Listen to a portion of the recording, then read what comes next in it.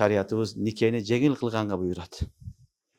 Канчалык нике жеңил болсо, ошончолук балдар коомдо бузукулук азаят.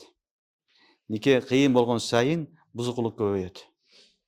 Эгерде коомдо нике кымбат болуп кетсе, той топоо менен, махыр менен кошуп кымбат болуп кетсе, баасы, анда ар кимдин колунан келбейт дагы бузукулук көбөйөт. Ошондуктан шариатыбыз тезинде нике кылганга, теземик нике кылганга буйрат. Пайгамбарыбыз саллаллаху алейхи ва саллям mübarek hadisinde aytat: "Ya ma'şaraş şebab, men istata'a minkumul ba'a felyetezevvec."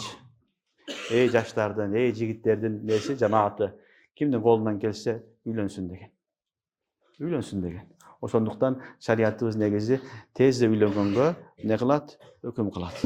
Эгер биз сахабалардын, табииндердин, таба табииндердин дооруну карасак балдар, алар жаш эле кезинде үйлөнгөн. Жаш эле кезинде үйлөнгөн. Саид ибн Жубейр rahmetullahi aleyh tabi'i İbn Abbas radıyallahu anh'ın şagirdi bolat. Ошол айтат, meni atam жаш кезинде үйлөнгөн дейт. Belki İbn Abbas radıyallahu anh үйлөнгөн экен.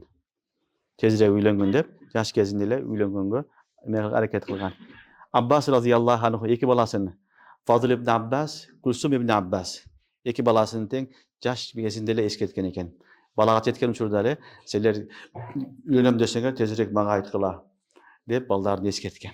Ошон үчүн ислам дининде зына көбөйбөш үчүн, жамандык жолго элдер, кыздар, балдар барбаш үчүн никенин тез кылганга үгүттөгөн. Түшүнүктүбү? Нике аркылуу адам өзүнүн нафсыны, өзүнү жамандыктан сактаганга себеп болот.